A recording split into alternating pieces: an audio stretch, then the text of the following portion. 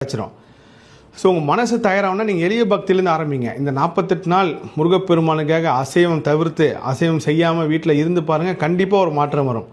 அதே போல் இந்த மாதவிடாய் காலத்தில் பெண்களை இது ஒரு பெரிய குறைவாக நடிச்சாங்கன்னா, ஏன்னா பெண் சக்தி தான் பெரிய சக்தி. நான் நேர்காணல் எத்தனையோ விஷயத்தில் சொல்லியிருக்கேன். இதில் விரதம் இருக்கிற பெண் முருக பக்தர்களை அங்கே இப்போ இந்த காணொலி ஏதாவது ஒரு வகையில் ஒரு கணவன்மார்களை பேசுகிறப்போ உங்கள் வீட்டில் விரதம் இருக்காங்களா, அவங்களை டிஸ்டர்ப் பண்ணாதீங்க. இந்த 48 நாள் ஃப்ரீயாக விட்டுருங்க.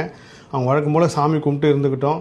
ஏன்னால் நம்மளோட அதிர்ஷ்டம், நம்மளோட எல்லா செல்வமும் எல்லா வளமும் நலம் எங்கே இருக்குதுன்னு பார்த்தீங்கன்னா வீட்டில் தான் இருக்குது. நீங்கள் எப்போ வீட்டில் பெண்கள் துன்பப்படுறதை குறைக்கிறீங்களோ அப்போ ஆட்டோமேட்டிக்காக இயற்கை உங்களுக்கு எல்லா வளமும் நலம் கொடுத்துரும். இது என்னோட கர்மாராய்ச்சியில் நான் கண்ட பெரிய உண்மை.